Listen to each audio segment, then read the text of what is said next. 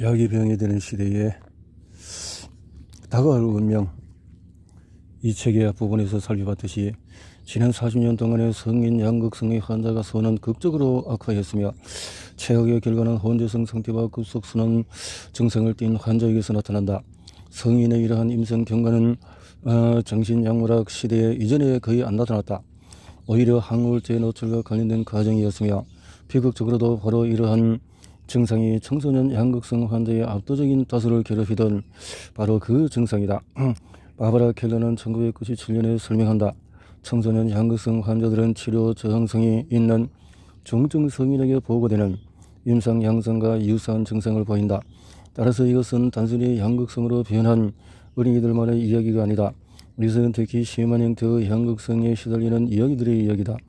파블로스는 1995명의 청소년 양극성 환자 중에서 87%가 조증과 우울한 기분 상태를 끊임없이 오가는 초급성 순환성을 겪음을 발견했다. 마찬가지로 파에다는 르치비리 기분장애에서 장애 클리닉에서 치료받은 청소년 양극성 환자 중에서 66%가 초급성 순환성이며 나머지 19%는 그보다 조금 덜 극단적인 급속 순환성을 경험한다고 판단했다. 바이든은 기록한다. 일부 성인 양극성 장애 환자의 이상성 사파성, 비교적 느린 순환 경과는 달리 어린이 양극성 장애는 일반적으로 혼합된 기분 상태와 암환성 또 불안정성 증상이 완화되지 않는 경과를 보인다. 결과 연구에 따르면 이러한 어린이들의 장기 예후는 암울한 것으로 나타났다. NIMH는 스테 비리 연구의 일환으로 542명의 어린이와 청소년 양극 성장애 환자의 결과를 도표화했다. 성인이 되기 전 발병은 높은 동반 불안 장애 및 약물 남용 비율, 잦은 재발, 짧은 보통 기본기간, 높은 자살 기도 및 폭력 가능성과 유관하다고 보고한다. 피츠버그 대학의 보리스 비르마허는 조기 발병 양극성 환자의 경우에 발병 시기의 약 60% 시간 동안에 증상이 나타나며 평균적으로 우울증에서 조증으로 또는 그 반대로 극성이 1년에 16번씩 바뀜을 발견했다. 그는 말하기를 사춘기 이전의 양극성 환자는 사춘기 이후에 발병한 양극성 환자보다도 회복 가능성이 낮을 확률이 2배였다. 어린이들이 성인이 되면 치료에 잘 반응하지 않을 것으로 예상했다. 델벨로는 첫 번째 양극성 사파로 이거는 청소년 집단을 추적 관찰한 결과 1년 이내에 기능 회복 비율이 41%에 불과했다는 결론을 내린다. 비르마흐는 이러한 장애가 발병 1년이 지나면 더 악화한다고 판단했다. 양극성의 기능장애는 발병 연령에 무관하게 청소년기에 증가한다고 보인다. 양극성 진단 진단을 받은 청소년은 일반적으로 비정형 항정신병 약물과 기본 안정제를 포함한 약물 칵테일을 복용하게 된다. 이런 양극성 환자 내에 여러 신경전달물질 경로가 꼬여감을 의미하며 당연히 이러한 치료는 정서와 신체의 건강을 되찾기가 어렵다. 2002년에 갤러는 리튬 항우울제 기분 안정제에 모두 2년 후에 양극성 청소년의 상태를 개선하는 데 도움이 되지 못했음을 보고했다. 그녀는 다음과 같이 말했다. 신경이완제 치료를 받은 사람들은 그렇지 않은 사람들보다 회복 가능성이 유의하게 낮았다. 6년 뒤에 의료 서비스 제공자를 위해서 약물에 대한 치우치지 않은 평가를 수행하는 펜실베니아 소재 컨설팅 회사 헤이즈는 어린이 양극성 처방된 기분 안정제와 비정형 항정신병 약물이 안전하거나 효과적이라는 양질의 과학적인 증거가 부재하다는 결론을 내렸다. 헤이즈의 소속 분석가인 엘리자베스 하우츠 밀러는 이렇게 말한다. 우리의 연구 결과는 현재로서 양극성 장애 진단을 받은 어린이에게 항경련제와 비정형 항정신 약물을 권장 못함을 시사한다. 이러한 보고서는 약물 효능의 부족을 증명하지만 하우츠 밀러가 지적하듯이 이러한 약물 치료로 인한 부작용은 심상치 않다. 특히 비정형 항정신 병 약물은 대사장애 호르몬 이상, 당뇨병, 비만, 감정 둔화, 자연, 기원 운동 이상 등의 유발 위험성을 가진다. 결국 이러한 약물은 인지기능 저하를 유발하고 성인이 되어서도 계속 약물 칵테일을 복용하는 어린이는 조기 사망에 이르기도 한다. 이것이 의인성 질환의 장기 경과이다. 과잉 행동을 하거나 우울한 어린이는 조증, 사파 또는 어느 정도의 정서 불안정을 유발하는 약물을 복용하게 된다. 그리고 나서는 평생 동안의 장애를 유발하는 약물 칵테일 처방을 받는다. 장애의 인구수. 조기발병 양극성 환자가 성인이 되었을 때 생활보조금, 사회보장안정 또 수혜자 명단에 등재되는 비율에 관한 양질의 연구는 아직 안 보인다. 그러나 생활보조금을 받는 중증 정신질환 어린이의 인구가 놀랍게 급증한 것은 얼마나 큰 혼란이 야기되는 중인지 잘 보여준다. 1987년에 18세 미만이면서 정신과적인 장애를 지닌 청소년 16,200명이 생활보조금 명부에 올랐으나 이는 전체 장애 어린이의 6%에 미치지 못했다. 20년 후에 생활보조금 명부에 등재된 정신질환으로 인한 장애 어린이는 56만 1,569명으로 전체의 50%다. 이 유형병은 위취학 어린이에게도 영향을 미친다. 약 10년 전부터 2, 3세 어린이에게 항정신병 약물을 처방함이 일반화하기 시작했다. 그 이후로 생활보조금을 받는 6세 미만의 중증 정신질환 어린이 수는 2000년에서 2만인 명에서 2007년에 6만 명으로 3배나 증가했다. 게다가 생활보조금 수혜 대상자의 수는 피해 범위 암시의 시작일 뿐이다. 어린이 및 청소년 정신건강 악화의 증가는 도처에서 발견된다. 이렇게 2008년에 18세에서 26세 사이의 청년 15명 중에서 1명이 현재 심각한 정신질환을 앓는다고 보고했다. 이 연령층에는 양극성 장애를 앓는 68만 명과 주요 우울증을 앓는 80만 명이 포함되며 노숙자, 수감자 혹은 시설에 수용된 청년은 포함되지 않아 실제로는 과소 집계된 것이라고 지혜연은 지적한다.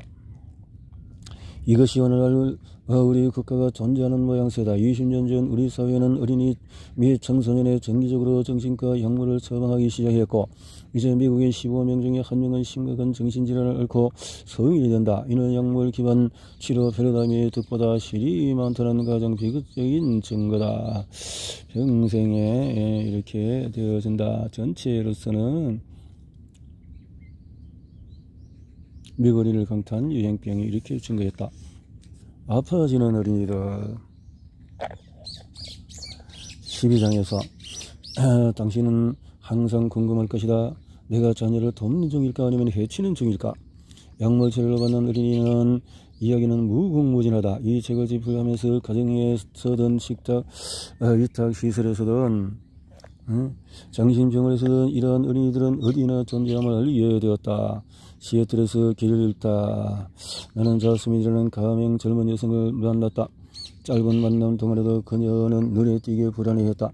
1988년생인 자스민은 현재 시애틀 교회의 다소 낡은 중증 정신질환자 그룹 홈에 거주한다. 그녀의 어머니와 내가 시설에 다가갈 때 창문 너머로 왔다 갔다 하는 자스민 모습이 보였다. 안으로 들어서자 자스민은 나를 한번 쳐다보니 겁에 질린 야생동물처럼 재빨리 병 옆에 웅크리고 물러났다. 그녀는 청바지와 하늘색 상의를 입었고 어머니와도 거리를 유지했다. 자스민은 아무도 자기 몸 가까이 다가오는 것을 허용하지 않을 듯했다. 내가 함께 차에 탄다면 자스민이 가려고 하지 않을 듯하여 우리는 두 대의 차에 나누어 타고 근처 패스트푸드 체인점 데어리 퀸으로 향했다. 도착한 후에 자스민은 뒷좌석에 앉아서 정면을 응시하며 앞뒤로 몸을 흔들었다. 만약에 그녀가 다시 말을 하게 된다면 할 이야기가 꽤 많을 것입니다. 그녀의 어머니가 조용히 말했다. 자스민을 때에 사진에서부터 이야기를 시작하면 좋겠다. 그녀 어머니가 이전에 보여준 사진들에는 모두 행복하던 시절이 담겼다. 자스민이 디즈니랜드 놀이국 앞에서 즐거워하며 두 자매와 나란히 줄을 서는 모습 사진, 유치가 빠진 듬성듬성한 치아를 보며 싱긋이 웃는 모습 사진, 장난스럽게 혀를 내미는 모습 사진이다. 자스민은 매우 똑똑하고 재미있었으며 우리 삶의 빛과도 같았습니다. 그녀의 어머니는 회상한다. 여느 어린이들처럼 밖에서 자전거를 타고 길을 오르면서 놀고는 했죠. 심지어 이웃집을 돌아다니며 자신의 50센트를 주면은 노를 저으라고 불러주겠다고 말하기도 했어요. 초등학교 5학년 때 여름까지만 해도 자스민의 삶에서 모든 것이 괜찮았다. 자스민은 여전히 가끔씩 자다가 오줌을 지어서 캠프 같은 데 가기를 불안해했다. 그에 대한 가정의는 3만개의 항우울제로 불리는 야뇨증 약을 처방했다. 하지만 얼마 지나지 않아서 자스민은 초조해하며 적개심을 보였고 어느 날 오후 자신의 엄마에게 이렇게 말했다. 끔찍한 생각이 들어요. 사람을 죽이고 싶다는 생각이 들어요. 돌이켜보면 자스민에게 무슨 일이 생겼는지 쉽게 이해가 된다. 그녀의 극심한 초조한 자살 및 폭력과 밀접히 관련되는 항우울제의 부작용인 자불안 석증으로 고통받는 신호였다.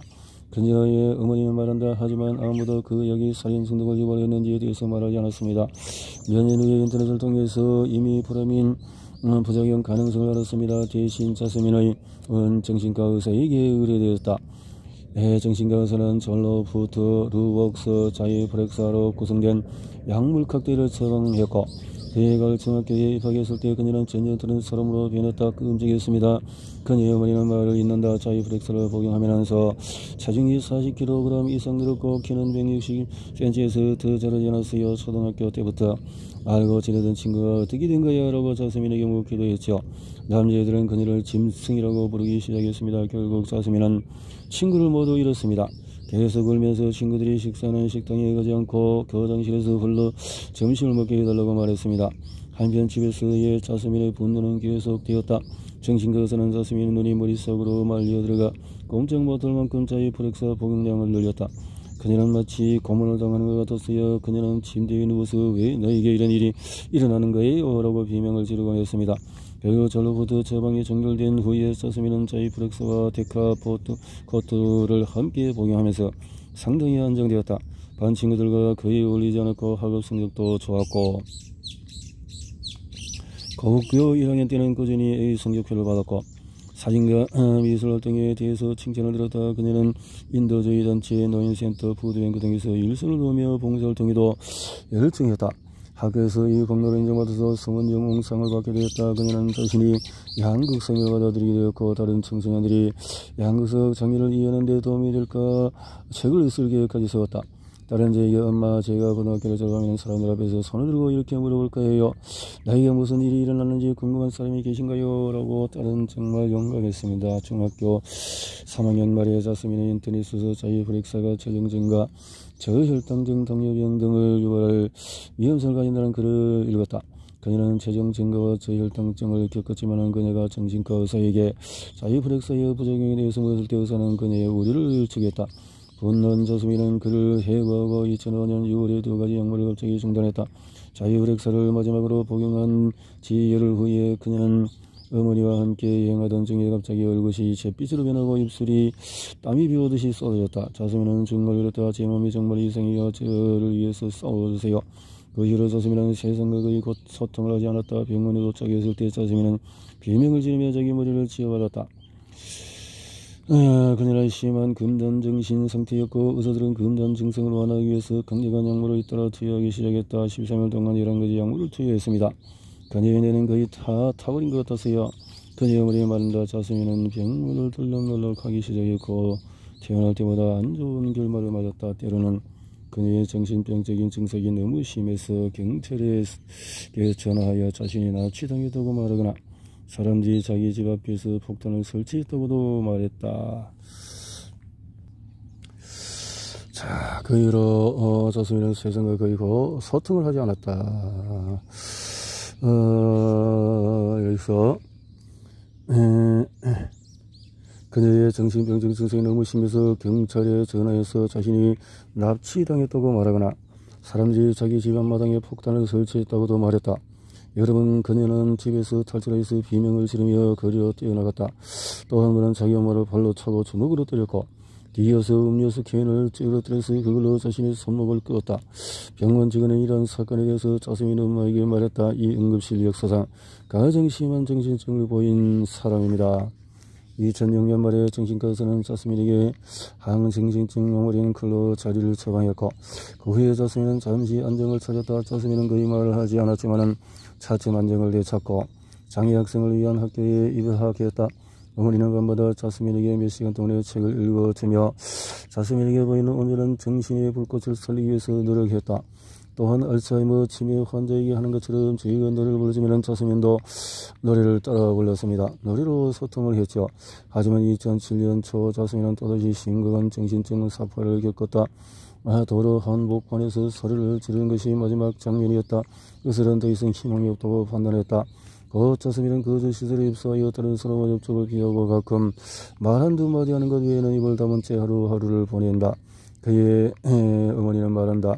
의사들은 땅이 항상 전염병 환자인 것처럼 말하더군요.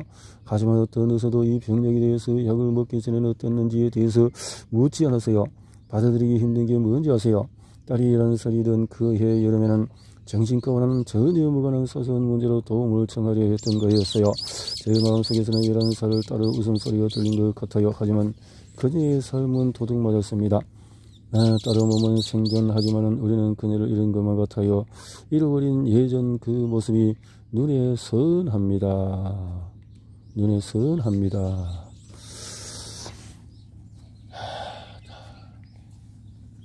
스위키로스 양가 감정. 앤드루 스티븐스는 고교 4학년 때 좋은 시절이었다. 고등학교 1학년 때 주의력 결핍 행동장애 진단을 받고 약을 복용한 그는 고3이 될 때까지 학교 생활에 기복이 심했다. 하지만 그는 자동차 정비에 관한 수업을 들었고 빙고 그는 이전에 안 보이던 탁월함을 보였다. 자기에 딱 맞는 걸 찾았어요. 그가 설명했다. 저는 이것이 즐거워요. 학교에 다닌 것 같지 않아요. 우리는 어느 날 오후에 만났다. 키가 165cm 정도 되는 아담한 체구에 앤드류는 짧은 머리에 검은색 귀걸이를 하고 만화경과 같은 화려한 색상의 티셔츠와 반바지를 입고 테니스화를 신은 상태였다. 마치 스케이트보드와 같은 모습이었다. 나는 1년 전에 뉴욕 알바니에서 열린 컨퍼런스에서 앤드류의 어머니 엘렌을 만났었다. 그녀는 우리 사회가 청소년에게 정신과 약을 먹이는 것에 대해 도덕적인 고찰을 깔끔하게 요약하여 그에 대해서 본인의 감정을 드러내며 말했다. 앤드류는 의료분야의 기니피그였습니다. 일찍 그때 앤드류가 다른 두 남매와 다른 음을 부모는 깨달았다. 앤드류는 어느 장애를 가졌고 행동은 독특했으며 분노로 어려움을 겪었다. 초등학교 1학년 때 앤드류는 너무나 쉽게 흥분했기에 어느 정도 시간마다 한 번씩 복도로 나가서 트램폴린 위에서 뛰고 내려와야 다시 집중을 할 정도였다. 그의 어머니가 말한다. 앤드류가 ADHD를 진단받을 때 내가 눈물을 흘린 기억이 납니다. 그에게 정신질환이라는 꼬리표가 달렸기 때문이 아니었습니다. 앤드류에게 어떤 흐름이 분명히 존재하고 어려지는 어떻게 그를 도울지 알리라고 생각했지요. 앤드류의 어려움은 우리가 상상 못했습니다. 앤드류의 부모는 앤드류에게 리탈린을 투여하는 것을 염려했지만 의사와 학교 당국은 앤드류에게 약을 주지 않으면 부모로서의 의무를 다하지 않을 것이라고 설득했다. 처음에는 규칙과 같았다고 그녀는 말한다. 앤드류의 두려움은 줄어들고 자기 신발끈을 매는 버법이었으며 선생님들은 앤드류의 나아진 행동을 칭찬했다. 하지만 몇 달이 지나자 약이 더 이상 듣지 않는 것처럼 보였고 약의 작용 시간이 다 되면 반동 효과가 나타나곤 했다. 앤드류는 통제불능의 야생마처럼 행동했고 의사는 앤드류의 복용량을 늘렸다. 앤드류는 좀비 같은 상태가 되었다. 약효가 어느 정도 줄어들어야 그의 유머 감각이 다시 살아났다. 그 후에 앤드류는 밤에 잠들기 위해서 클로니딘을 복용해야 했다. 약물 치료가 별 도움이 되지 않자 리탈린은 에드릴, 컨서타, 데크트로 암페타민 등 다른 정신 자극제로 대체되었다. 앤드류의 어머니는 말한다. 항상 더 많은 약을 먹어야 했습니다. 한편 앤드류가 교실에서 보이는 성취는 담당 교사의 능력에 따라서 달라졌다. 4학년과 5학년 때는 앤드류와 함께 공부하는 방법을 잘 아는 선생님들이 존재했고 앤드류는 꽤 잘 해냈다. 하지만 6학년 담임 선생님은 앤드류를 기다려주지 않았고 앤드류의 자존심은 급격히 떨어졌다. 그 이듬 해에 어머니는 앤드류에게 홈스쿨링을 시켰다. 그 기간에 앤드류의 불안은 더욱 심해져 앤드류는 어머니가 돌아가실지도 모르는 걱정에 과잉 집중을 하는 경우가 많았다. 앤드류는 또래 친구보다도 유난히 키가 작았다. 앤드류의 부모는 약물이 앤드류의 성장을 억제했다고 생각하며 말한다. 그 점이 가장 답답한 부분이었어요. 어느 부분이 내 아들의 본연의 모습이고 어느 부분이 약의 영향으로 인한 것인지 알기 어려웠습니다. 현재 앤드류의 어머니는 약물에 대한 양가 감정이 너무 커서 시간을 되돌려 다른 방법을 시도해보고 싶다고 한다. 그녀는 설명한다. 제 아들 앤드류는 원도 아니고 정석도 아니고 삼각형도 아닙니다. 앤드류는 마름모 사다리 꼴이고 다른 틀에는 절대 맞지 않아요. 만약 우리가 약을 먹이지 않았다면 그는 더 많은 대처 방식을 배웠을 것이라고 생각합니다. 그리고 우리는 앤드류와 같은 어린이들이 스스로 그렇게 많이 다르다고 느끼지 않게 하고 어린이들의 식욕을 억제하지 않고 약물의 장기 영향에 대해서 걱정하지 않으면서 어린이들을 도와야 합니다.